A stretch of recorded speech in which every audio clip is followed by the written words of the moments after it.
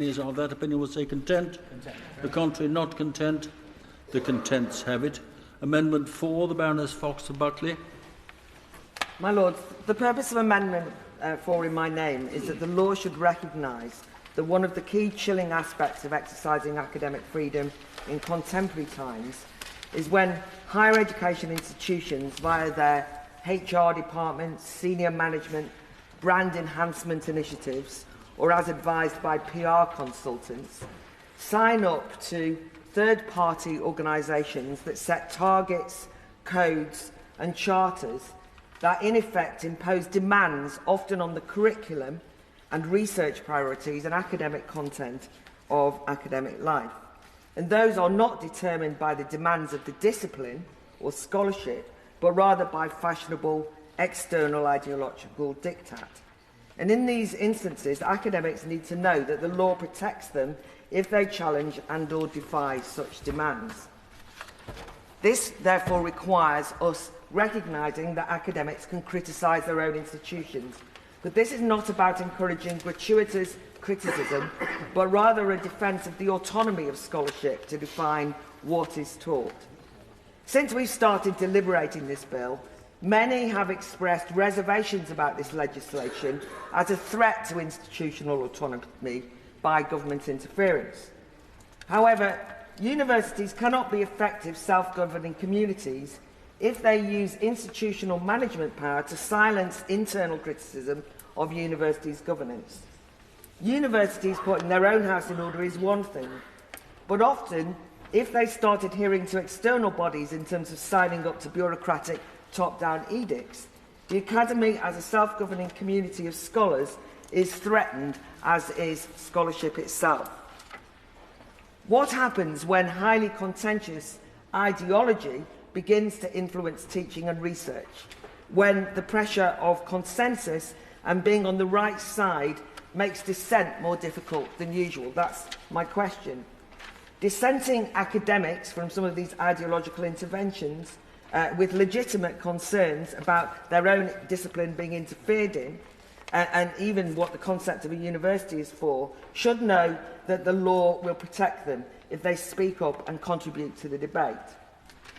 When I was considering this issue, I recognised that since I've been in this place, my noble lords like nothing better than an international legal example to bolster their concerns. And it's not one that I've usually relied on, but I thought I'd bring you some international legal precedent. So the Strasbourg Court has consistently affirmed academic free expression as a fundamental right, and in 8 or so Strasbourg cases concerning academic free expression, one principle has been particularly consistent: that academics must be free to voice their opinion about their university.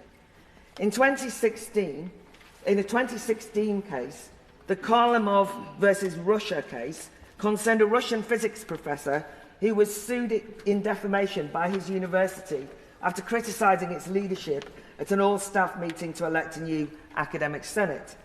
The Strasbourg Court found in his favour, saying that, quote, "the principle of open discussion of issues of professional interest must be construed as an element of a broader concept of academic autonomy, which encompasses the academics' freedom to express their opinion about the institutional system in which they work." And all of the cases brought before Strasbourg implement the influential UNESCO recommendation of 1997 entitled Concerning the Status of Higher Education Teaching Personnel, which was the subject of an amendment indeed by the noble Lord Treesman at committee stage.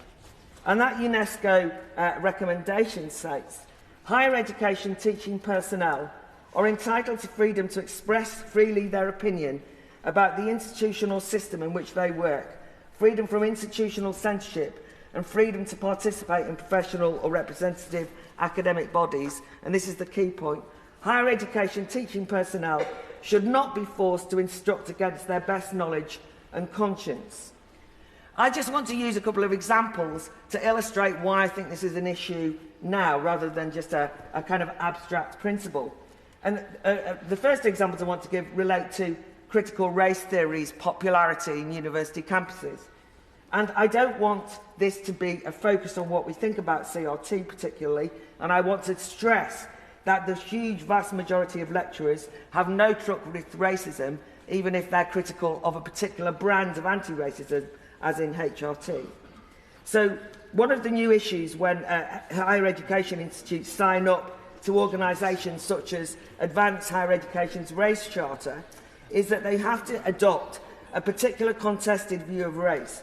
So Advanced HE states universities are institutionally racist spaces that have had a historic role in producing the knowledge that racism is based on, and therefore they demand that educational practice is decolonised.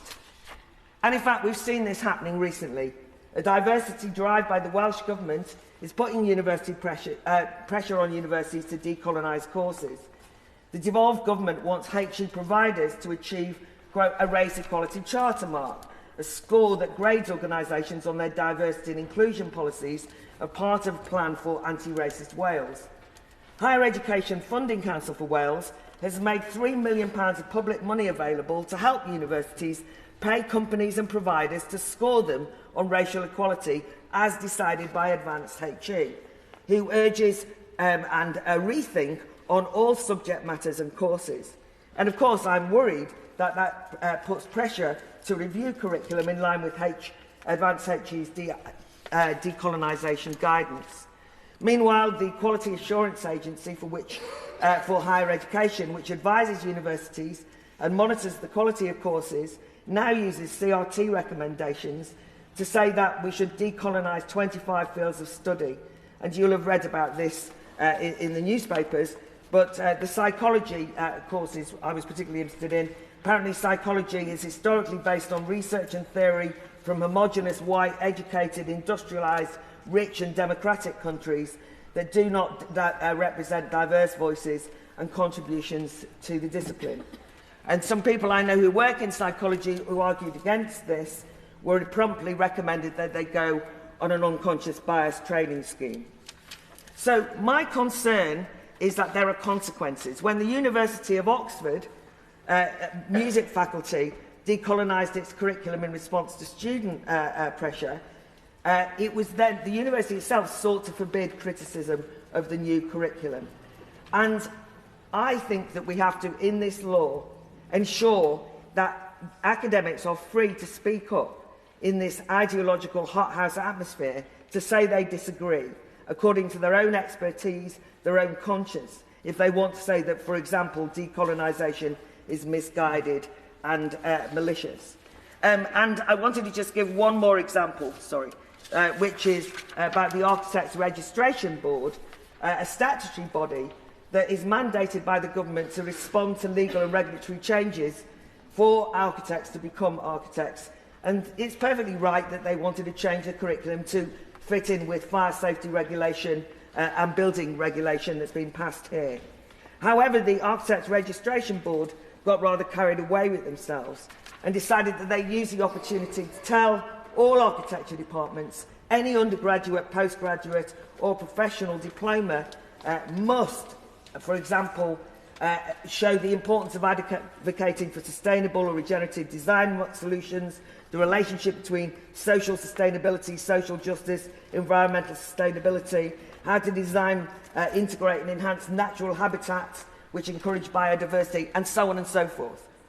The point I'm making is you can't become an architect now unless you sign up to that. So architects who are trying to assert their academic freedom come up against these third-party bodies who say, no, this is the only way that your students will be allowed to graduate. I simply want Amendment 4 to recognise that there are new threats to academic freedom, as it were quiet, silent threats, when it comes to academics being able to say they disagree or agree with values that are imposed on them by institutions trying to make their name as doing the right thing. However well-intentioned, I'm afraid it's a real threat to freedom. I rise to... I therefore move my amendment. Is that right? Amendment proposed, page 2, line 14, and then insert the words as printed on the Marshal's list. My Lords, I rise to move Amendment 5, and I only